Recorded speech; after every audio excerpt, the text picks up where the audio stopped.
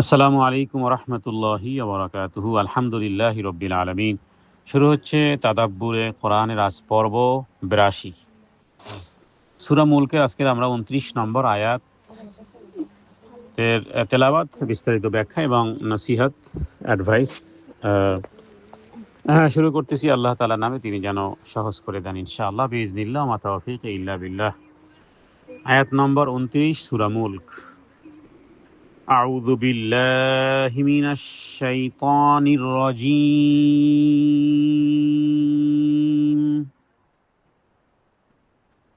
قل هو الرحمن آمنا به. قل هو الرحمن آمنا به وعليه توكلنا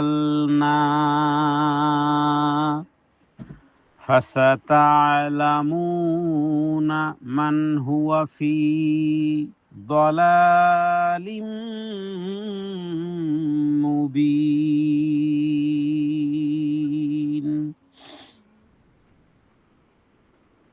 কুল হুয়ার রহমান ও আমান্না, হে নবী আপনি বলেন, হুয়ার রহমান, ওই আল্লাহ তাআলা যিনি পরম দয়াময়। আমান্না বিহি, আমরা তো তার প্রতি ঈমান এনেছি। আমরা ঈমান এনেছি ওই পরম দয়াময় আল্লাহ তাআলার উপরই আমরা ঈমান এনেছি। ওয়া আলাইহি তাওয়াক্কালনা, এবং ওই আল্লাহ সুবহানাহু ওয়া তাআলার উপরই আমরা ভরসা করেছি। ফাসাতা'লামুনা মান হুয়া ফি দালাল, ফাসাতা'লামুনা, কাজেই তোমরা খুব শীঘ্রই জানতে পারবে, মান হুয়া, কে আছে, দলালিম মুবিন, বিভ্রান্তির মধ্যে। বিভ্রান্তির মধ্যে কে আছে, পথভ্রষ্টতার মধ্যে কে আছে, এটা অচিরেই তোমরা জানতে পারবে। এই আয়াতে মূলত আল্লাহ তাআলা যেন চ্যালেঞ্জ করেছেন, হ্যাঁ, মক্কার ওই সময়কালী লোকেরা এবং পৃথিবীতে বহু ব্যক্তিবর্গ যারা কিয়ামত পর্যন্ত আছে থাকবে, তাদেরকে বলা যেতে পারে যে শয়তানের চেলাপেলা। তার মানে ঈমান, মুসলিম, নবী, রাসূল বা ইসলামের ইত্যাদি ধ্বংস কামনা করে। তো আল্লাহ তাআলা যেন তাদের বিষয় জানিয়েছেন যে নবী এবং মুমিনরা তো দয়াময় আল্লাহ তাআলার আশ্রয়ে আছে। তারা তো আল্লাহ তাআলার উপরে ভরসা করে আল্লাহর আশ্রয়ে আছে। এখানে এই যে তাওয়াক্কাল না মানে কি, তাওয়াক্কুল মানে ভরসা, ভরসার গুরুত্ব, ইবাদত এবং ভরসা, এই দুইয়ের সমন্বয় পূর্ণতা। শুধু ভরসা নয়, ভরসা সাথে ইবাদত থাকতে হবে। আমরা অনেকে বলি না যে আল্লাহ ভরসা, কথা তো ঠিক আছে, কিন্তু আর একটা দাবি আছে।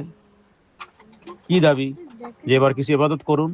শুধু আল্লাহ ভরসা বললেই হবে না, আলাইহি তাওয়াক্কাল না, আমরা আল্লাহর উপর ভরসা রাখছি, কিন্তু কাজ করতে হবে, কিছু উপকরণ করতে হবে।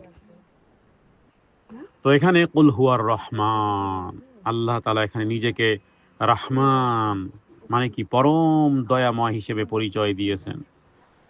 তো যখন মানুষ বিপদে পড়ে স্বাভাবিকভাবেই, তখন দুনিয়ার ভিতরে যারা একটু অনুগ্রহশীল তারা বিপদে সাহায্য করে, দৌড়িয়ে আসে। আর যাদের ভিতরে, হৃদয়ের ভিতরে যাদের অনুগ্রহ নেই, তারা হয়তোবা শুধু দাঁড়িয়ে দাঁড়িয়ে ক্যামেরা দিয়ে শুধু ছবিই তোলে। আর আসল যারা, এরা ঠিক কাছে আসবে। তো এখানে আল্লাহ তাআলা রহমান পরিচয় দেওয়ার মাধ্যমে যেন প্রত্যেকটা মুমিন ব্যক্তির হৃদয়ের প্রশান্তি হিসেবে যেন আল্লাহ তাআলা বলেছেন যে দেখো, বিপদের সময় মুমিনের হৃদয়ের প্রশান্তিতে একমাত্র রহমান। তো রাসূলুল্লাহ সাল্লাল্লাহু আলাইহি ওয়াসাল্লাম মূলত আসলে এই সূরা মুলকে যে তেলাওয়াত করতেন প্রত্যেকদিন রাতে ঘুমানোর আগে, তার মানে কি? তার মানে যে হে আল্লাহ, আমি যে ঘুমাতে গেলাম, আমার দিন আমার রাত পরিপূর্ণভাবে তোমার উপরই নির্ভর আমি। এই জন্য হযরত আবু হুরায়রা রাদিয়াল্লাহু তাআলা আনহু তিনি বলেছেন, রাসূলুল্লাহ সাল্লাল্লাহু আলাইহি ওয়াসাল্লাম বলেছেন, কোরআনের একটা সূরা আছে 30 আয়াত বিশিষ্ট একটা সূরা, যা নাকি ওই ব্যক্তির জন্য সুপারিশ করতেই থাকবে যতক্ষণ না তাকে ক্ষমা করা হয়। আর সেই সূরাটি হলো সূরা তাবারাকাল্লাযী, মানে মুলক, সূরা মুলক। আবু দাউদের হাদিস নম্বর 1400, হাদিসের নম্বর 1400। আর ইবনে আব্বাস রাদিয়াল্লাহু তাআলা আনহু থেকে একটি হাদিস এভাবে রাসূলুল্লাহ সাল্লাল্লাহু আলাইহি ওয়াসাল্লাম বলতেন যে, হে আল্লাহ, আমি আপনার কাছেই আত্মসমর্পণ করেছি, আপনার উপর ঈমান এনেছি, আপনার উপরেই আমি ট্রাস্ট করেছি। হাদিসে বর্ণিত একটা দোয়া আছে এরকমের, আল্লাহুম্মা লাকা আসলামতু ওয়া বিকা আমানতু ওয়া আলাইকা তাওয়াক্কালতু। তিনটা শব্দ কিন্তু। আল্লাহুম্মা লাকা আসলামতু মানে কি? আমি সারেন্ডার। হে আল্লাহ, আমি আপনার উপরে সারেন্ডার। প্রথমেই সারেন্ডার। সারেন্ডার করলে আপনারা জানেন যে যুদ্ধ যদি লাগে আর যদি সারেন্ডার করে তো কি করে, আর গুলি আর করে না, হয়তো বন্দি করে যাতে করে কোনো খারাপই আচরণ না করে। তার মানে আপনি একটা যুদ্ধের ময়দানে যদি শত্রুপক্ষ সারেন্ডার করে, আত্মসমর্পণ করে, তো পুরো পাল্টে যায়। আমরা অনেক সময় আসি না যে আমরা যদি সরি বলি কেউ কাউকে, তো আমরা নিজেরা লজ্জিত হই যে আরে তিনি সরি বলতেছেন, কারণ আমরা বলি আরে এটা কিছুই না, কোনো বিষয় না। হুম? তো আল্লাহুম্মা লাকা আসলামতু, হে আল্লাহ আমি সারেন্ডার। অবিকা আমানতু, ও আল্লাহ আমি তো ঈমান এনেছি তোমার উপরে। ও আলাইকা তাওয়াক্কালতু, হে আল্লাহ আমি তো তোমার প্রতি বিশ্বাসও রেখেছি। তাহলে আজকের এই আয়াতটির সাথে আমরা এই দোয়াটি সংযোজন করবো ইনশাআল্লাহ। এই আয়াত যারা তেলাওয়াত করবেন এই দোয়া পড়বেন ইনশাআল্লাহ। জি। তো এই আয়াতে মূলত আমাদের জীবনের সমস্ত স্ট্রেস, সমস্ত দুশ্চিন্তা দূর করার একটা ঔষধ বলা যেতে পারে এই আয়াত। কুল হুয়ার রহমান। এটা কাদের কথা? নবীর কথা। এটা কাদের কথা? ইমানদার নারী পুরুষের কথা। এটা আমাদের কথা। কুল হুয়ার রহমানু আমান্না বিহি ওয়া আলাইহি তাওয়াক্কালনা। মানে আমাদের জীবনের যাবতীয় স্ট্রেস, দুশ্চিন্তা দূর করে এক মহা ঔষধে আয়াত।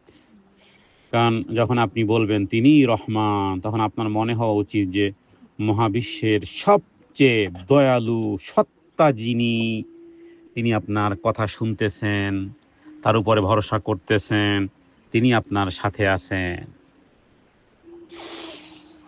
তাহলে জীবনের পদক্ষেপ, প্রত্যেকটি কদমে কদমে পদক্ষেপে আল্লাহ তাআলার উপরে তাওয়াক্কুল করা,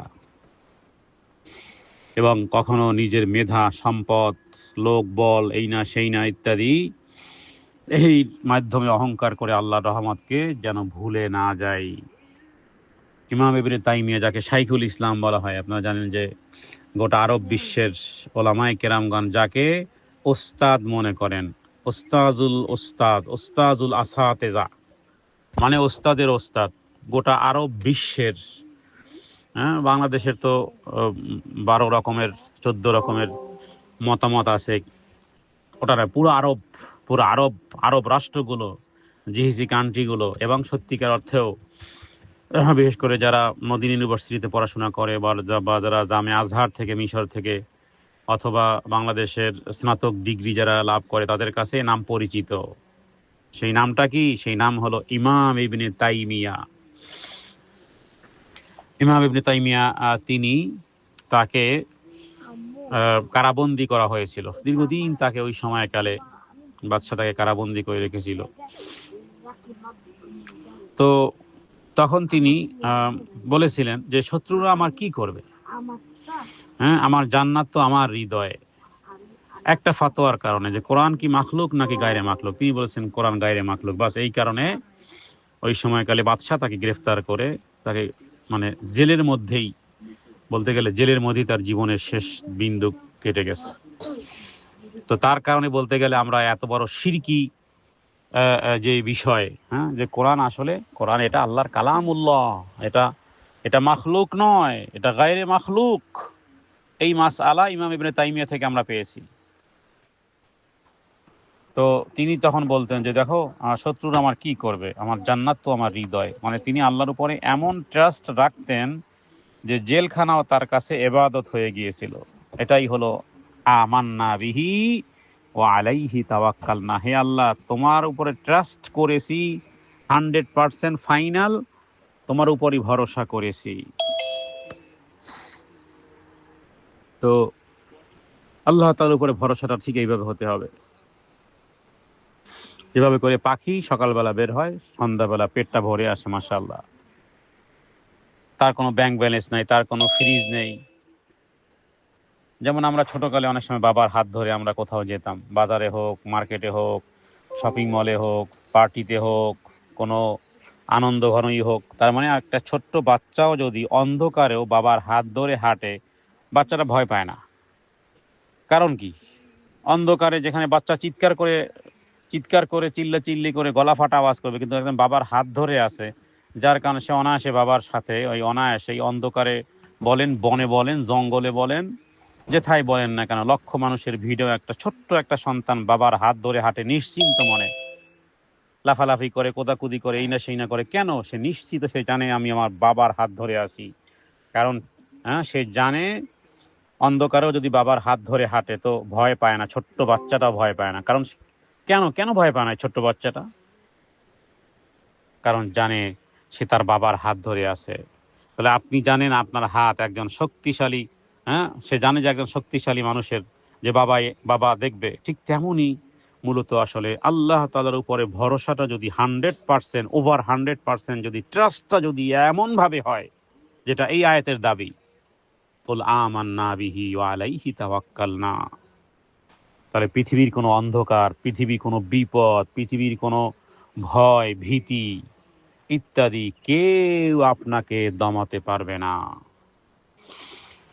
সুবহানাল্লাহি ওয়া বিহামদিহি সুবহানাল্লাহিল আযীম। এই আয়াত থেকে এই দাবি আল্লাহ করেন, যেটা মুমিনদের জন্য স্পেসিফিক। আল্লাহ রাসূল এবং মুমিনদের জন্য এটা কুল হুয়া রহমান, একে তো রহমান শব্দ ব্যবহার করা হয়েছে, মানে সবচেয়ে শ্রেষ্ঠ দয়ালু দাতা যিনি, তার উপরই আমরা ট্রাস্টেড, তার উপরে ফেইথ। তাহলে মহাবিশ্বের প্রত্যেকটা গ্রহ বলেন, নক্ষত্র বলেন, একটা নির্দিষ্ট কক্ষপথে ঘুরতেছে, কিন্তু যদি 1 সেকেন্ডের জন্য এদের কোনো নিয়ন্ত্রণ, ব্যালেন্স যদি নষ্ট হয়, তো কি হয়ে যাবে? বিজ্ঞান বলে সব ধ্বংস হয়ে যাবে, বিশাল এই সিস্টেম, সব নষ্ট হয়ে যাবে।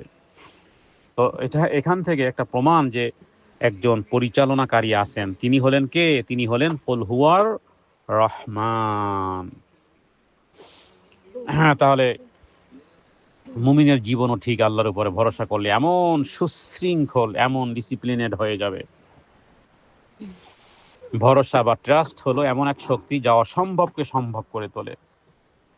যারা ধর্মীয়ভাবে আল্লাহর উপরে ভরসা রাখে, তাদের মানসিক চাপ, মেন্টাল স্ট্রেস অনেক অনেক অনেক কম থাকবে। কারণ ফাসাতা আলামুনা দ্বারা আসলে এখানে আরো একটা শব্দ, যে আল্লাহ যে মুমিনদেরকে যে বিজয় দিবেন, যারা ধৈর্য ধারণ করবে, এদের যে আসলে বিজয় হয়, এদের চোখের পানি যে বৃথা যায় না, এদের টেনশন যে বৃথা যায় না, এটা আল্লাহ পরবর্তীকালে বেশি দিন লাগে না, কিছুদিন পরই দেখা যায় যে আসলে ওইটা হয় নাই, বা এটা হয়েছিল ইত্যাদি থেকে ভালো কিছু বের হয়। অথবা ওই সময় আপনি তোমার চোখের পানিতে আপনি একাকার হয়ে গিয়েছিলেন, কিন্তু ওই যে মানবীয় দুর্বলতা, চোখের পানি আসতে পারে, এটা তো নবীজিরও আসতো। নবীজি তার সন্তানকে দাফন করতে গিয়ে, ইব্রাহিমকে দাফন করতে গিয়ে চোখে পানি টলমল। সাহাবায়ে কেরাম লক্ষ্য করলেন নবীজির চোখ বেয়ে পানি পড়তেছে ইব্রাহিমকে যখন দাফন করতেছেন। সাহাবায়ে কেরাম বলেন, ইয়া রাসূলুল্লাহ, আপনি তো কাঁদতে নিষেধ করেছেন। তখন নবীজি বলেন যে দেখো, চোখে পানি বর্ষাবে, এটা তো ভালোবাসার বহিঃপ্রকাশ, কিন্তু মুখ দিয়ে এমন কোনো কথা না বলা। তাহলে চোখ পানি বর্ষাবে, চোখের কাজ চোখে করবে, কিন্তু মুখকে কন্ট্রোল করে রাখতে হবে, মুখ যেন আজে বাজে কথা না বলে। তো এই কারণে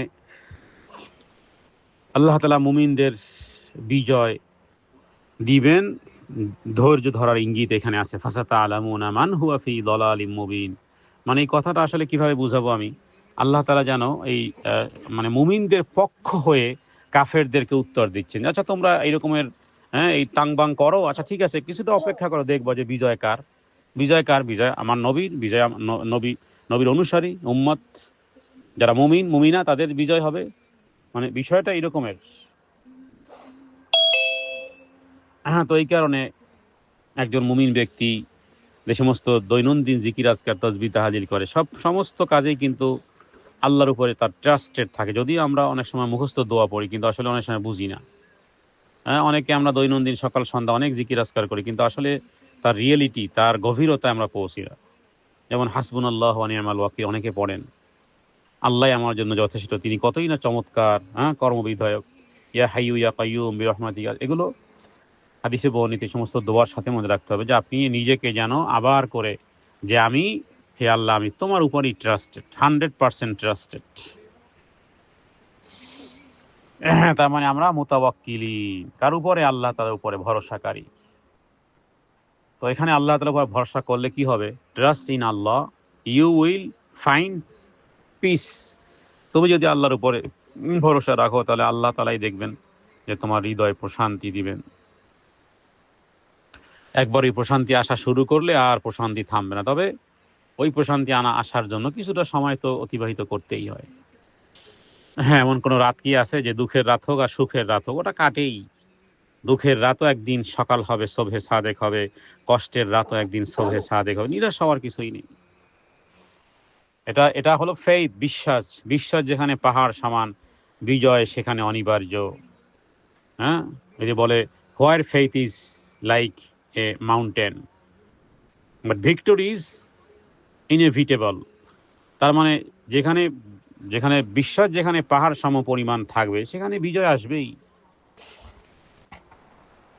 তো এখানে এই যে আমান্না বিহি ওয়া আলাইহি তাওয়াক্কালনা, যে তারই উপর আমরা ভরসা করি, তারই উপরে আমরা ভরসা করি।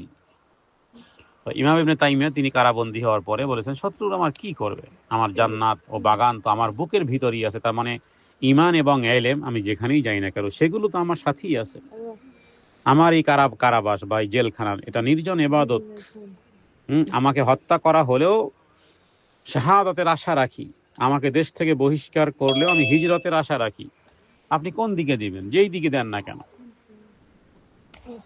তো মুমিন ব্যক্তি সেটাকে, হ্যাঁ, ইমাম ইবনে তাইমিয়া যেটা অনুভব করেছিলেন যে জেলের অন্ধকার কুঠুরিতেও আল্লাহর রহমত বিদ্যমান, এবং তিনি জেলখানাকে অভিশাপ মনে করেন না, বরং মনে করেছেন যে আল্লাহর পক্ষ থেকে উপহার মনে করেছিলেন। তার মানে একজন ব্যক্তি ইমানদারকে আপনি যেখানেই রাখেন না কেন, তার ফেইথ এইভাবে করে যে মানুষকে বাইরের পরিস্থিতির উপর নির্ভরশীল করে না, বরং আপনার ভিতরে যদি আল্লাহর প্রতি অগাধ বিশ্বাস থাকে তাহলে বাইরের শিকল, বাইরের মানুষের কষ্ট, বাইরে ইত্যাদি আপনাকে বন্দিরা করে রাখতে পারবে না। কারণ আপনি মনের দিক থেকে ফ্রিডম। আপনি জানেন যে আমার মরণ তো হবেই একদিন না একদিন। সুতরাং মরণের ভয়ে তো আর সত্যকে অস্বীকার করা যায় না। যারা সত্যকে অস্বীকার করে দুনিয়াতে তারা কি চিরদিন থাকে?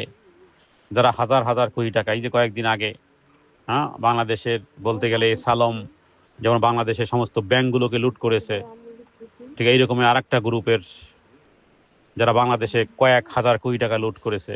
দুবাইতে ছিল কিছুদিন আগে, দুবাই হসপিটালে মারা গেছে। তো লক্ষ লক্ষ মানুষের অভিসম্পাদ তাদের উপরে, কারণ লক্ষ লক্ষ মানুষের কষ্টার্জিত অর্থ পুঁজিগুলোকে আত্মসাৎ করে এরা বিভিন্ন দেশে, হ্যাঁ, আরামের অট্টালিকা এরা বানিয়েছে। কই থাকতে পারছে এরা? থাকতে পারবে? থাকতে তো পারবে না, ওরও তো চলে যেতে হবে। হ্যাঁ, তো এই জন্য অনেকগুলো কথা আসলে মূলত এই আয়াতের মধ্যে। একজন মানুষ যখন বিশ্বাস করবে যে তার সুখ বাইরের কোনো ঘটনার উপর নয়, বরং তার ভেতরের বিশ্বাসের উপর নির্ভর করে, তখন সে পৃথিবীর সবচেয়ে শক্তিশালী মানুষে পরিণত হয়। হ্যাঁ, হযরতে বেলাল রাদিয়াল্লাহু তাআলা ওই সুখ অনুভব করেছিলেন। সুতরাং উমাইয়া ইবনে খালফের ওই চাবুক তাকে কিছুই করতে পারে না, জানে যে এটা কিছুই না। হ্যাঁ, মানুষ মনে করেন একজন মানুষ এসি রুমে থেকে দুশ্চিন্তায় ঘুমাতে পারতেছে না, কারণ তার মনে আল্লাহর উপরে ভরসা, ট্রাস্ট নেই। অন্যদিকে আরেকজন মানুষ ভাঙ্গা ঘর থেকেও পরম শান্তিতে ঘুমাচ্ছে, কারণ সে জানে, হ্যাঁ, যে আল্লাহর রহমত তার উপরে আছে। হ্যাঁ, অতএব আমরা জীবনে বিভিন্ন জায়গায় লস হয়। লস হলে আমরা ভাবি, লস হলে কি ভাববো? আল্লাহর পরীক্ষা। লাভ হলে, প্রফিট হলে কি ভাববো? আল্লাহর নিয়ামত। তাহলে কি হবে? আপনার জান্নাত যেন আপনার ব্যাংকে না হয়ে আপনার হৃদয়, আপনার হার্টের মধ্যে এসে গেছে। এটাই হলো ওয়া আলাইহি তাওয়াক্কালনা। তার মানে ইমান থাকলে অন্ধকার ঘরেও আলো খুঁজে পাওয়া যায়। আল্লাহর উপর ভরসা থাকলে দুশ্চিন্তা তাকে এফেক্ট করতে পারে না। যারা আল্লাহর উপর ভরসা রাখবে তারাই বিজয়ী হবে। হৃদয় ইমান থাকলে জেলখানাও বাগান হবে। আল্লাহ তাআলার কাছে প্রার্থনা করি আমরা যেন আল্লাহ তাআলার কাছে ওই ট্রাস্ট করতে পারি সত্যিকার অর্থে, যা কোরআনের এই আয়াতের দাবি। সেই সাথে সাথে আমরা ওই দোয়াটিও পাঠ করবো ইনশাআল্লাহ, যে যে দোয়াটি হাদিস থেকে আমরা পেলাম, সেটা হলো আল্লাহুম্মা লাকা আসলামতু ওয়া বিকা আমানতু ওয়া আলাইকা তাওয়াক্কালতু। হে আল্লাহ, আপনার প্রতি ঈমান এনেছি, আপনার উপরে ভরসা করেছি এবং আপনার কাছে আত্মসমর্পণ করতেছি। হাদা মিন্নি ওয়াল ইলমু ইনদাল্লাহ আল্লাহু আ'লামু বিস-সাওয়াব ওয়া সাল্লাল্লাহু আলা সাইয়্যিদিনা মুহাম্মাদিন নাবিয়্যিল উম্মি ওয়া আলিহি ওয়া সাল্লাম। আসসালামু আলাইকুম ওয়া রাহমাতুল্লাহি ওয়া বারাকাতুহু।